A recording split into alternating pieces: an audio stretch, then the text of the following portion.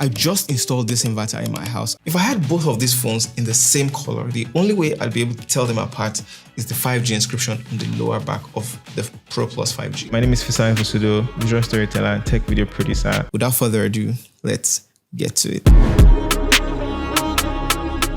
Welcome to Paid in Full, where we talk about how money is made, in different industries and professions. I'm your host, Ogeva Emerson, and today we're looking into the world of, the booming digital content creation. And I'm happy with this guest today because we have like the round peg for the round hole for this discussion, and it's going to be breaking it down for us. I have with me Fisayo Fosudo. Fisayo Fosudo, welcome to Paid in Full. Thank you. Good afternoon. Good afternoon. It's so good to have you here because the last episode I had with Mr.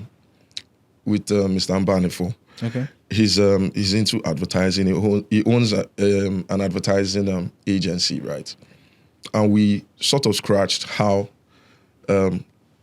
digital content creation and modern day digital marketing has actually affected traditional advertising. Mm-hmm.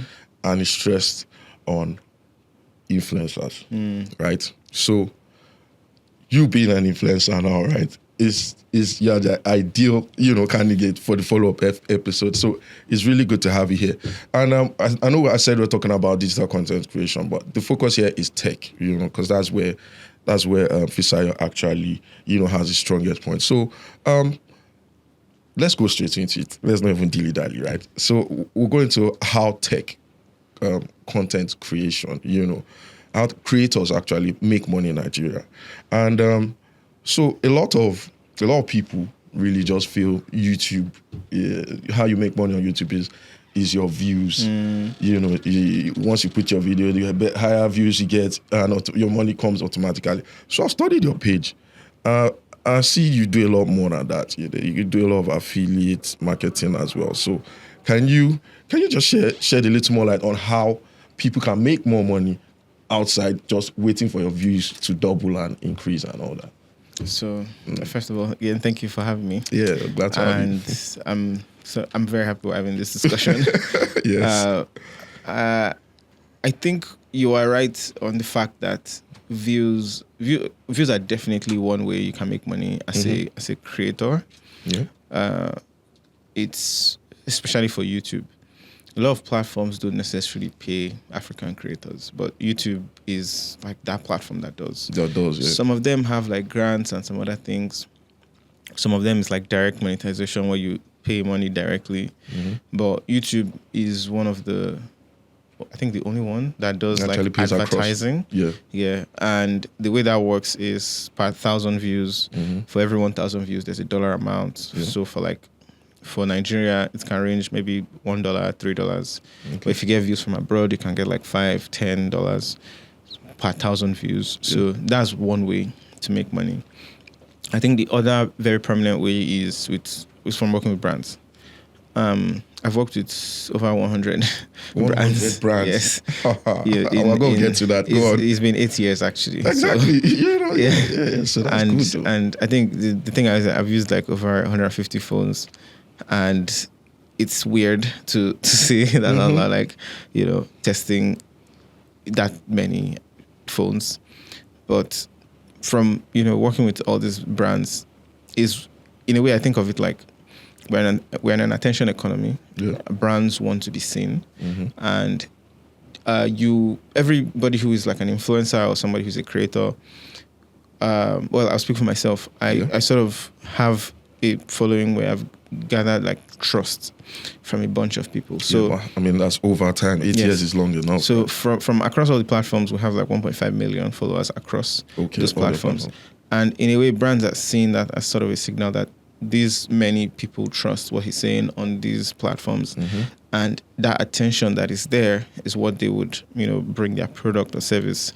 And again, I would never work with a brand that I wouldn't use personally. I would never advertise something I wouldn't use personally. So I think the audience have come to expect that. they already know that, and they, the Nigerian audience is a very smart audience. They like what they like.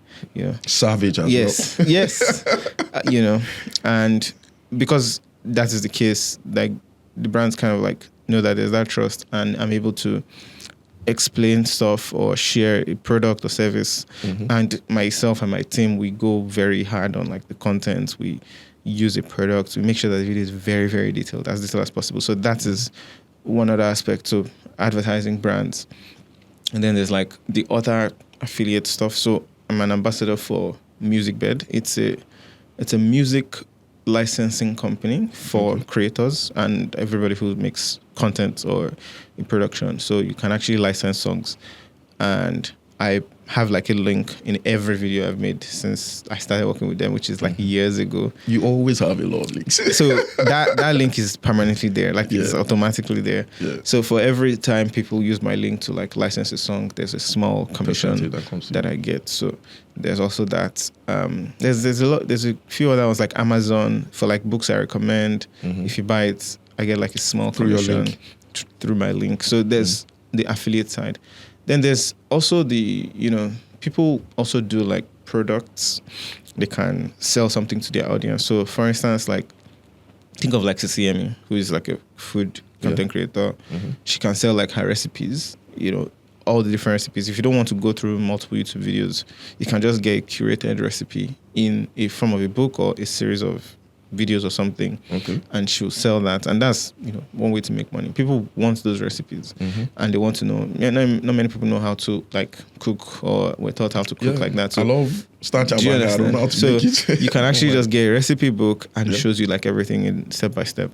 I've never sold a product. I've never sold anything to my audience. I have never actually. It feels that way. It feels you probably. Do you understand? Feels like you have to. But I think so. Something I did was again, it's been like 8 years.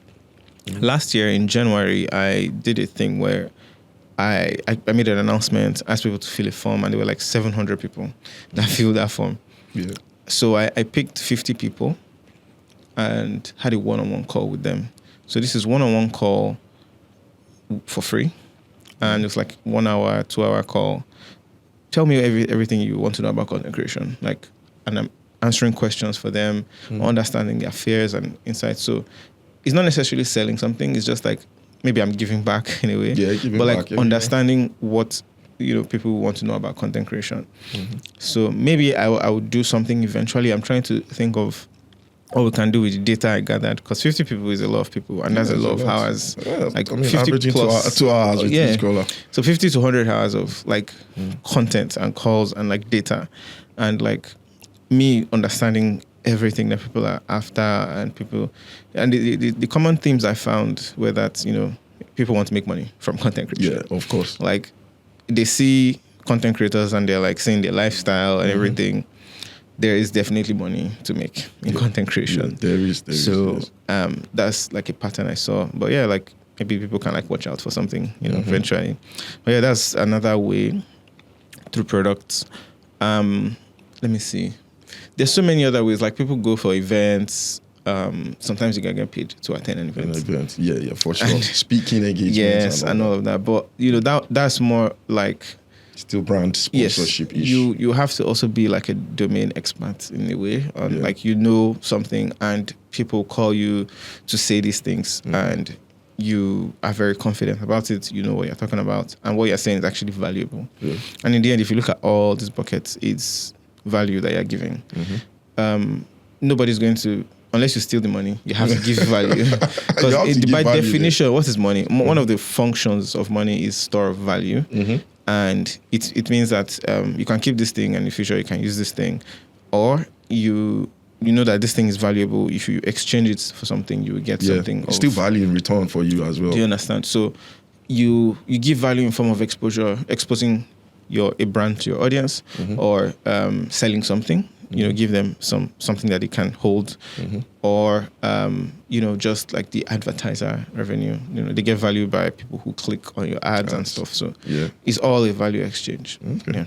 So from what you said, would you say brand sponsorship is the most lucrative of the whole of the lot? For many people, yes. For me, not necessarily. I think it's kind of like maybe almost half of. Are you being humble? You've worked with over 100 brands, you know. So I actually make a lot from YouTube ads as well. So. Yeah. Okay. Fair enough. So, I mean that works. Okay. So, I mean, we stressed on how content creators can, different ways they can make money.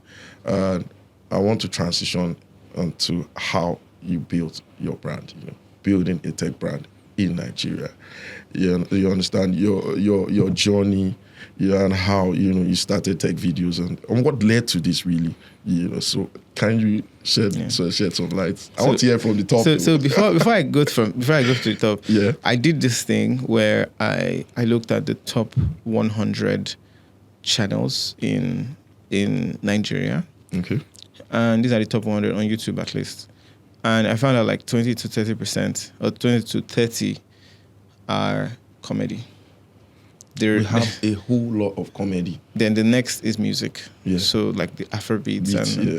So that's already taking up almost 60% of the top 100%. Yeah, so and then you have like movies.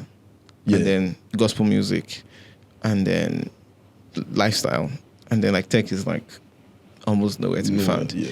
So in a way, before I started, I already knew that this is not a popping industry. The Nigerian audience loves to be entertained, and there's no fault in that. That's why comedy is top of the list, right? Do you understand? I'm so happy for comedians or like content creators that make entertaining content because you will make it in Nigeria. Like you it's will. It's inevitable, right? So there's always there's an audience for you.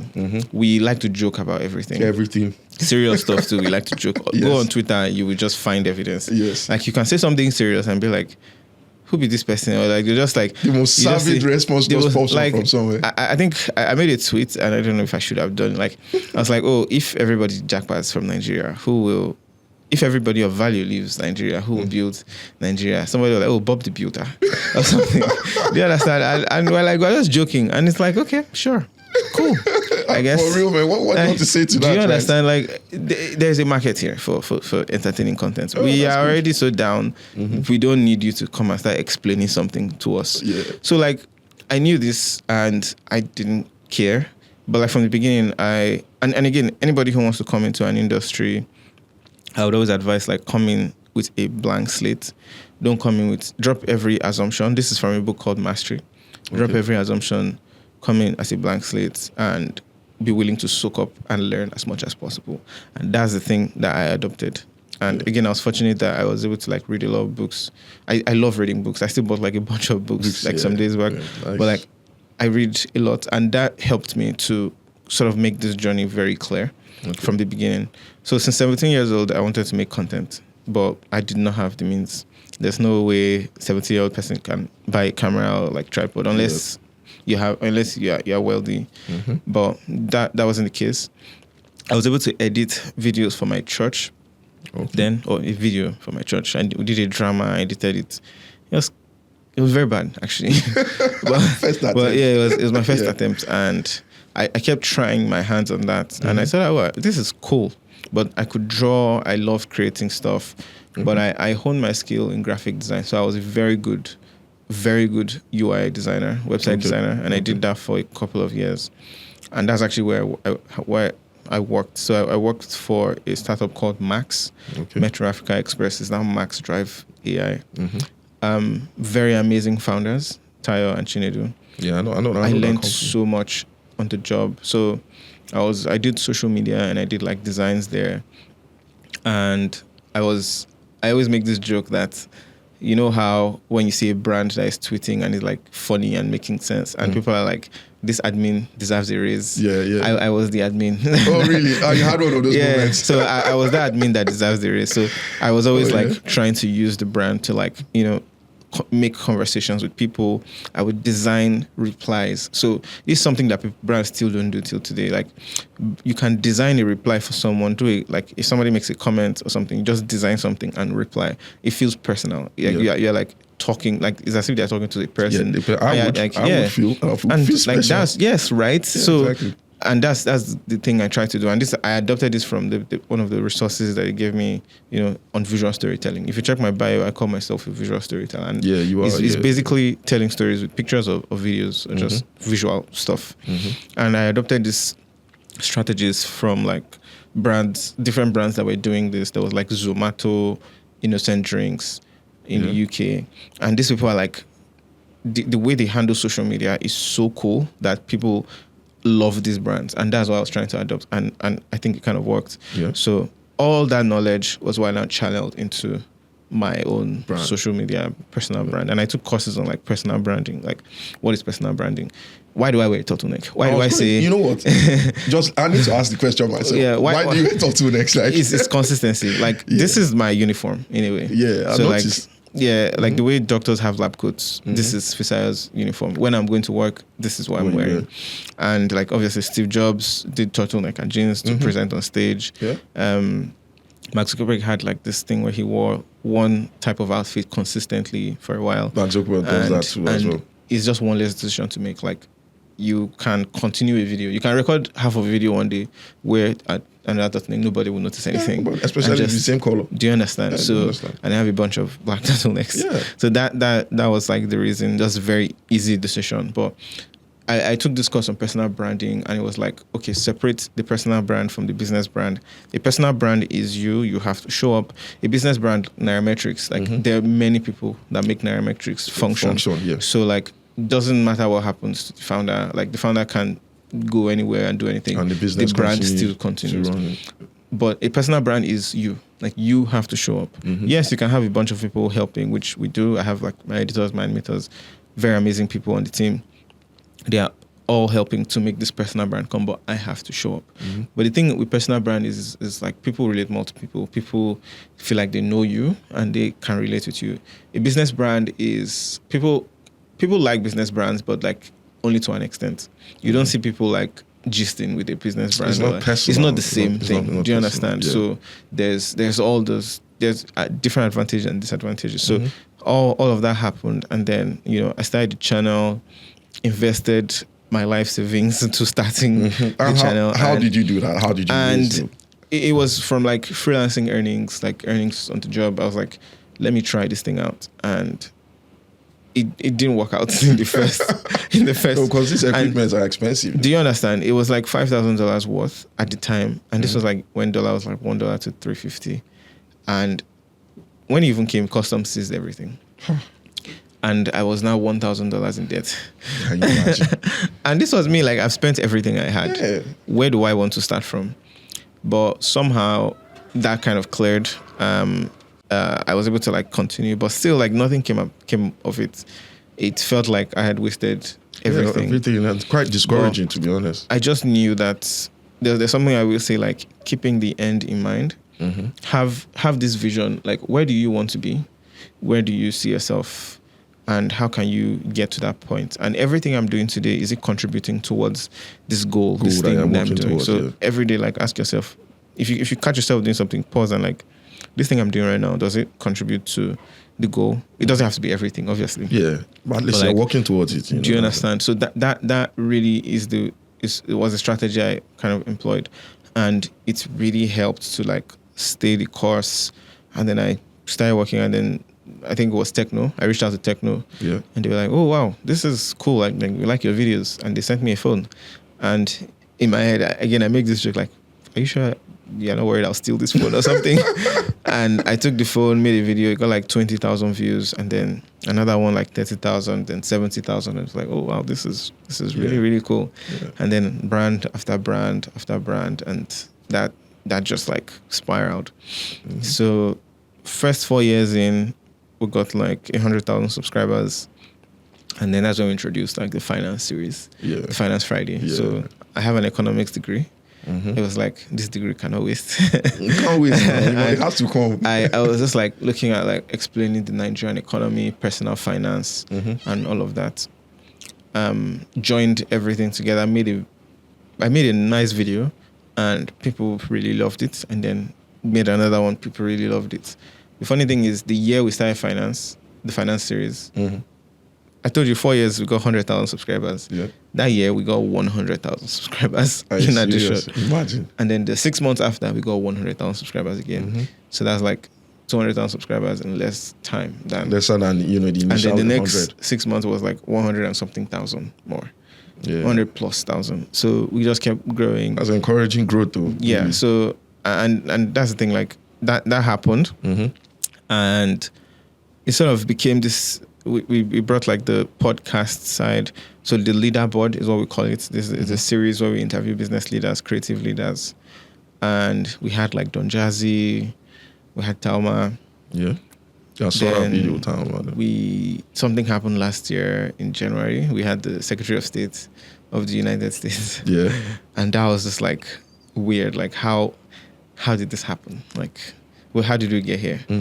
And the Secretary of State is the third highest ranking person in the executive arm of government. Exactly. In the US. That's a big deal. He saw the president the day before. he met with like TV station and then me, and like that was just so weird, but that was really cool.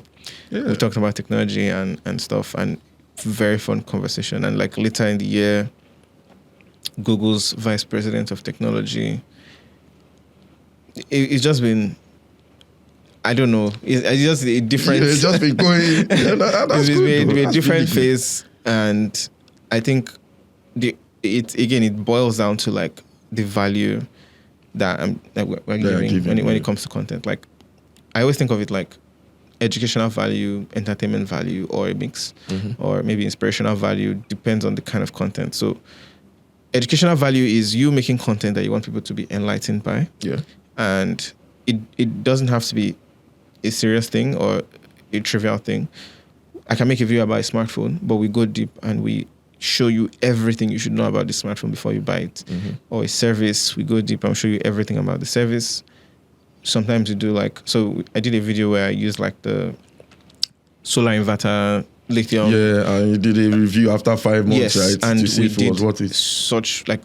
We did a lot of animation in that video. That video was one of our best, and people really loved it. It has like 90,000 views now, and people were like, "This is very good, well explained, very detailed," and that was what we wanted. Yeah. And that is what the people got, And we're doing more videos like that. So we're explaining concepts and doing very, very detailed stuff. So I think the value became like, how can we make people better than they came?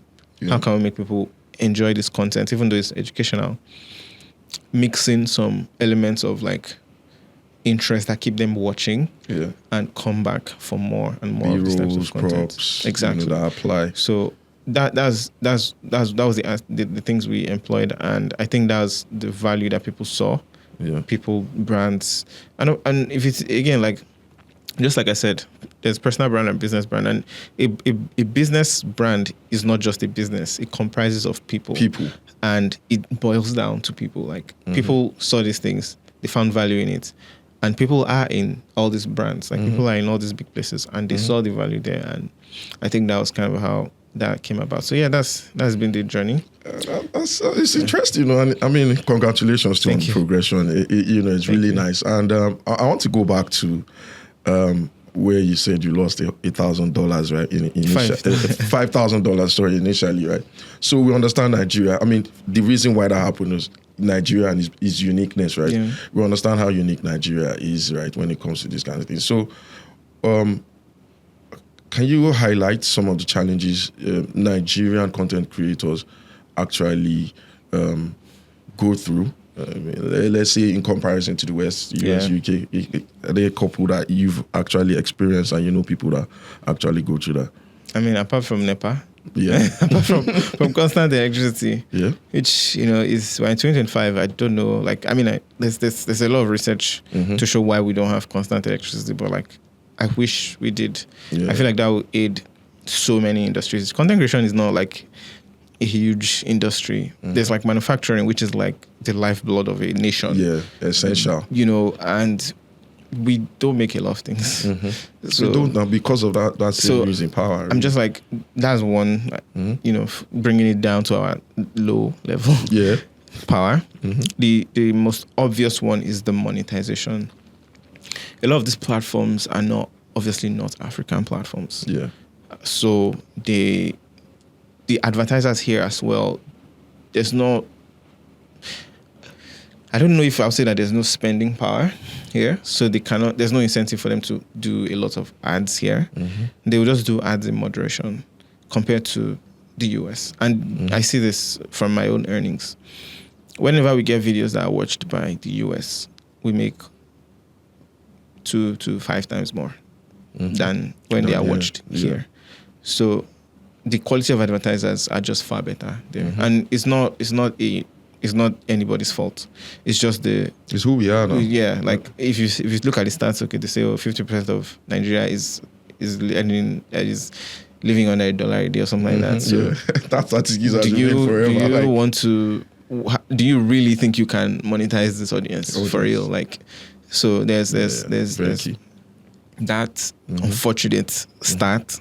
So that kind of exists, but there's been, a lot of things bolster that, but that's one key area. And if you check, like a lot of big creators would want to just focus on making content that appeals to the international audience or a much broader audience. And that's why comedy is easier, right? It's easier to just like music industry. You're already people want to listen to your music so anyways. People may listen to you from anywhere in the world, and you can, there's a lot more there versus like catering to an audience that you may not necessarily be able to monetize. So that's one other major challenge.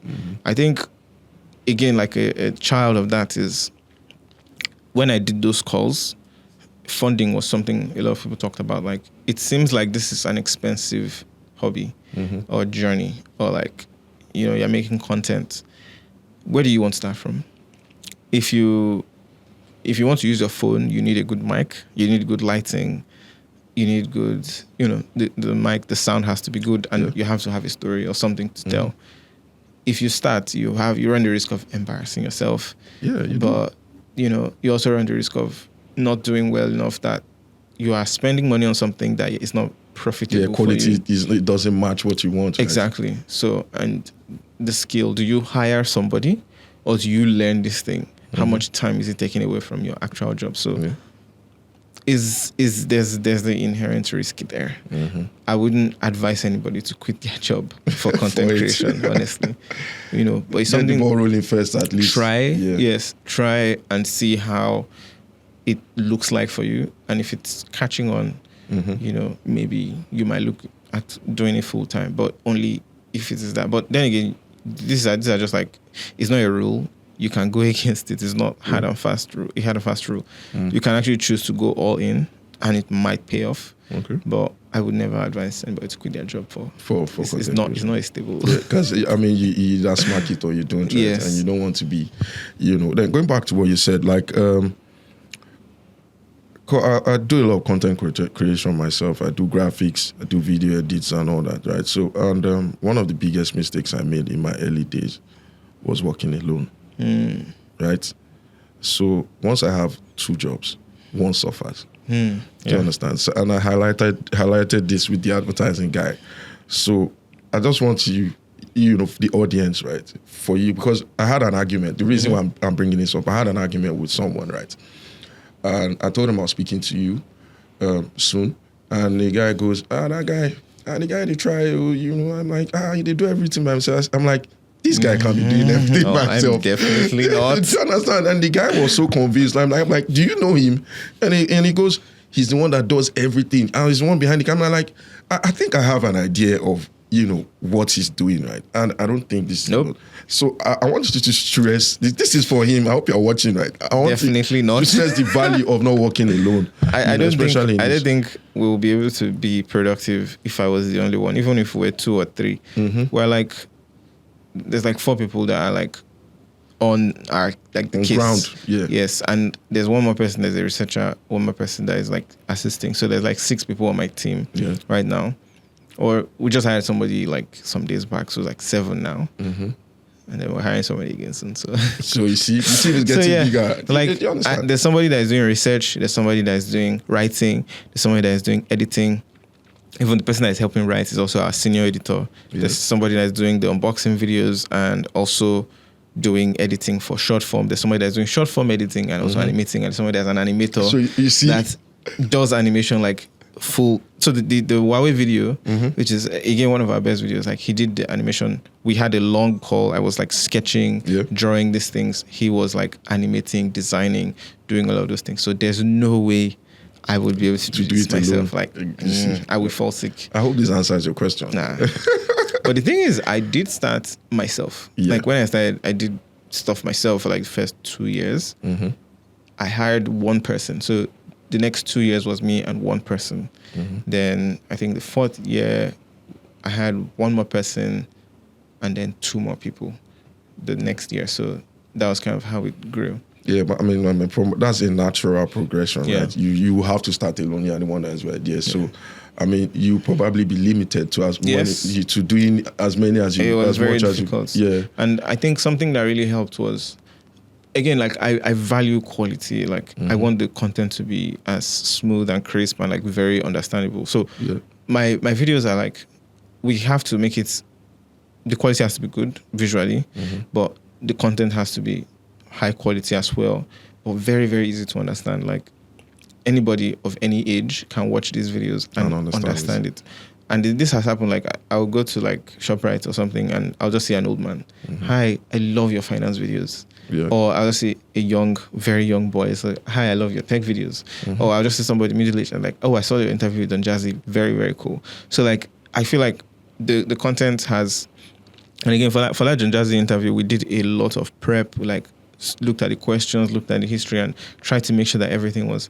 And I never had an interview that we put it out. It had like 7 days of news cycle. Like news channels were just like picking up the video and like extracting points and like they were helping you do your shots. Right? So I was like, this is so amazing, and it got like so many views on social and on YouTube and everywhere. So I think nice. All of that is with the help of the team. But when I started, like I used like a robotic camera. I was programming like a robotic camera that was helping me to do all the shots. That was really cool because you wouldn't find any shot like that in any other Nigerian content.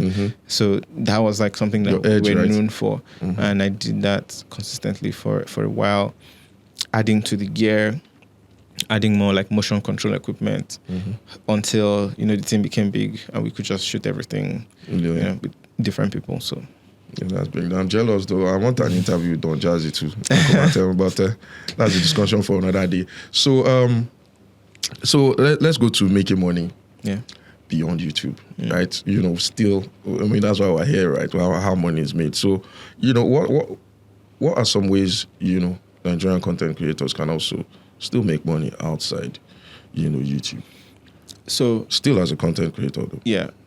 As a content creator, I think there's the beginning where you have this vision or this idea of what you want to do, and from the calls I did, a lot of people people ask this question like, what if I don't know what I want to make content about?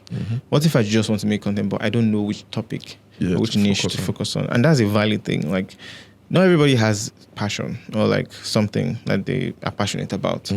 People just like things, but they don't. It's so easy to see something like it and try to replicate it, but you're not built for it. Exactly. So there's all that, and there are people that like have strong conviction on a subject. Like I want to learn about aviation, or I want to learn about like there's like sub niches of something, like maybe insurance or like the technology of banking or something. People are enthusiastic about these things, and some of the calls I had, like people had like niche interests. The thing is, okay, congratulations, maybe you identified a niche.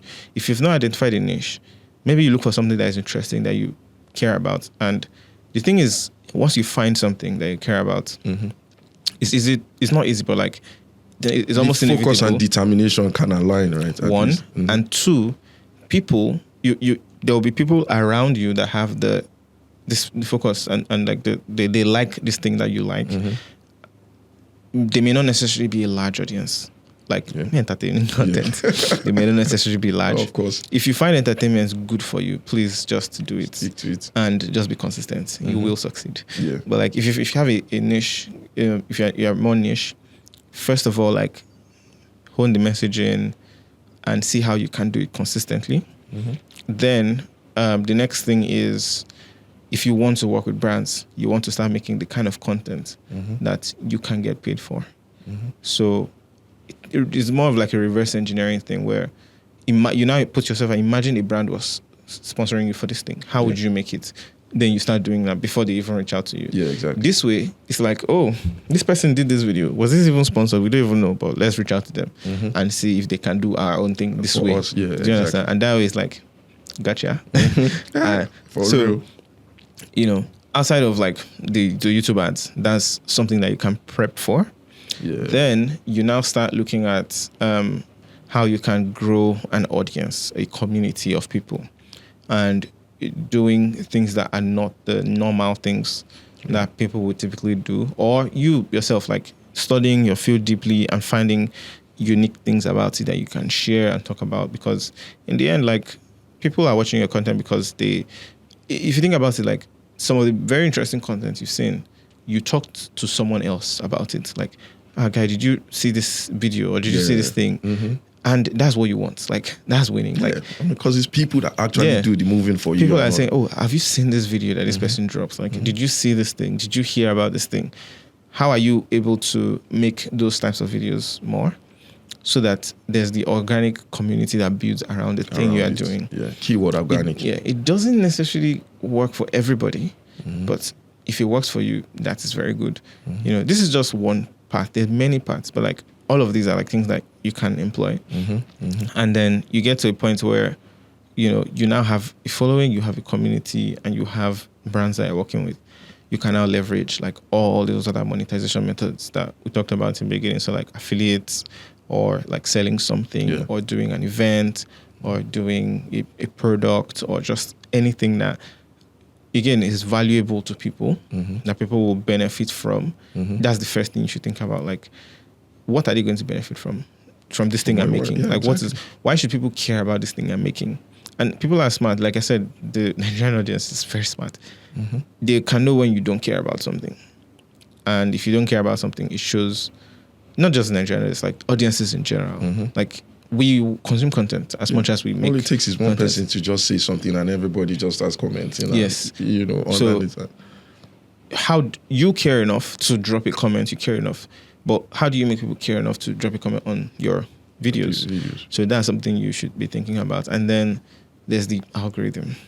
And I always like to say that the algorithm is the audience. And this is not just me. Like, this is like YouTube saying this too. And many big creators. The algorithm is the audience in the sense that the algorithm is a bunch of interests. The algorithm knows what people are interested in and recommends videos based on what people are interested in. So if, let's say you're interested in videos about banking or videos about finance, YouTube knows, or these platforms know that you're interested in these videos. They keep recommending more of these types of videos to you. Creator who knows like he's interested in this subject starts making videos like this. YouTube knows you are interested in that thing. They recommend it to you. And then comes the watch time issue. So if you watch this video for a very long time, it's a good video for the platform or the algorithm. They're like, oh, wow, people love this video so much. They watch it till the end. Let's push it more and push it more. So they test your video with like 1,000 people. If more than half of them like it, put it to 10,000 people. More than half like it, put it to more and more and more. And that's how your video gets those videos. Yes, recommendation. And the algorithm is just that way. It just works automatically. Like, it's just a bunch of people's interests. It's not necessarily about any ghost or anything. It's just people are interested in this thing. They serve it to them. They watch it. They like it. And it just reaches the people that are interested in it. Unfortunately, your niche may not necessarily have such large numbers of people interested in the thing. So that's a little more patience, right? We'll probably pick up after some time. And again, like your numbers may be small in the beginning. It's just normal for it to be that way. But once you do it more and more, and then it gets to a point where why do people care about videos? Why do people watch videos? So they see a video, one video, and it makes them feel something. They feel a certain way. And they're like, this is nice. And then they click on it and they see another of your video, and they feel a certain way. And they watch more of those videos. And you make them feel a certain way. And that's just it. Like, you have won somebody. You've won now. And they hit follow. Straight. And now they are looking forward to the next video. To the next one. And that's just the way. Think about, like, always been thinking about, like, the facts and then how you can work backwards. Yeah. It's not necessarily the hard and fast rule, but it will really help you if you have value to give and you know all these things, and then I've actually noticed that. You hit the facts, then you walk backwards. I'm always like, every video we make, we're always thinking like, what would people get from this video? And this is just like from my senior editor to the editing team and the animator team, like, what do people actually get from this video is the question we're always asking ourselves. And whenever we're writing a video or something, what is the point? And people get the point, and then we proceed to invest our time and efforts into making the thing, and people just love the videos. Yeah, it's true. And I mean, if you can identify those, right, it's easier to use them in the video, in the conversation. Exactly. Thumbnail, if it's title. An interview, the questions will relate to that. If it is like a review, we explore everything and people get the gist. Anything like finance video, we just try and answer all the questions that are surrounding it. And the inverter video, the funny thing is the first half was just the review. The second half was, somebody on the editing team, she actually took all the questions in the previous video, summarized them, and gave me 10 questions that answer every question in that video. And that was what we did in the second half. People really, really found that valuable. Like, you could see the graph that people are watching, and they're watching it for till the end, actually. Like, that was one of the videos people watched from the beginning till the end. They didn't stop. People started watching it over again. And that's a good sign. Because you find out you missed some, you go back. And that's a good sign for the algorithm and the platform. They're like, people are not just watching to the end, they're watching it over again. Push. And that's a good one, though. Highlighted the questions, then answered them in the video. So I was going to ask you, the question was for content creators outside, making money outside YouTube. I was going to ask you about, to share some tips for, content creators on YouTube, but you've covered both parts of it, right? So what advice would you give to someone that's starting that can't really afford this equipment that does have a phone though? Yeah. What advice would you give to that person? Phones are so good these days. Like, phones create well today. Yeah. And if your phone can shoot like 4K, you are pretty much good. Good, right? All you need is like a good microphone. I always recommend, like, there's one brand, Holyland, small mic that you can just like affix to your magnetic. You can get those ones for reasonable prices too. And you get that, you are locked on sound, and they work on lighting. But then all of that is the thing people see. What about the story? The thing people hear and absorb from your content. Yeah. Again, if you're making entertaining content, good for you. You pretty much don't need to suffer much. Yeah. Just like make sure that it's entertaining at least. Yeah. And it can take off the eyes from the other things that Exactly. People can stand bad video, but they cannot stand bad audio sound. The sound has to be good. So like sometimes, some videos you watch on like your laptop or something on YouTube, you can be listening to the video and just be opening new tabs to like read more. Yeah. I do that too. If the audio was horrible, there's no way you stick around for that. You would just like get away from here. Or if the content wasn't that good. If the visual was good and the content wasn't that good, many people won't stick around for that. But if the sound is good, and that's why, you have like podcasts. Podcasts are just good. I can listen to a podcast when I'm driving. I've been listening to podcasts when every time I'm just driving, just listening to something. But like, that's like audio. But if there's audio and visual, and the visual is not so great, the audio can make up for it. But if the audio and visual is great, that is very good. So like, you have a good phone, just get a good mic. You can use natural light, but just make sure that the story that you're telling or the content you're making has value that you're giving to people. Like, let people come and not feel like they wasted their time watching your stuff. Again, it comes back to the thing where I say like work backwards. So if you have content that is funny or entertaining, first of all, figure out why people should care about it and the thing you are doing, and then work backwards and make the thing reach that level. It doesn't have to be 100%, but it will try to reach that level every time. And then more and more people can discover you, discover your work, discover what you're doing, and just fall in love with the thing you're doing. So I think that's kind of what we do every other day. Every other day, trust me, man. Yeah. I can relate. Fisayo, it's been a very, very, very great conversation. I mean, we've covered making money on YouTube, outside YouTube, content creation, how to apply yourself, and tech content as well. I mean, it's pretty sure right now for all of you out there, it's not just about making videos, it's a complete business strategy. And I want to thank you very much for breaking this down with us, and I hope to see you soon. Before we go, do you have any plans to go into other things? I do, actually. Yeah. So I'm trying to invest in like the Nigerian creative space, putting like a lot of money in the Nigerian creative space and trying to see what can help us generate value ourselves. Like, I love like the platforms that we have. I love how we're able to like use these platforms and like reach audiences. So I'm trying to see what can we do here for ourselves, like that we can, And I'm like seeing a lot of people, talking to a lot of people. There are people that are making stuff. And Fuad, who does archiving, he's digitizing newspapers. That's so brilliant. And I was just like with him some days back. We spent like 3 hours. We're just talking, and just like I'm trying to meet people and just understand like the creative space. And I made a tweet. I was like, I believe in the future of the Nigerian creative.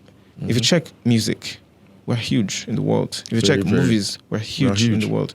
So like, this is a signal, and I feel like there's a shift coming, and I'm putting my money where my mouth is, and I'm like, I'm ready to invest in this space. So maybe something will come out.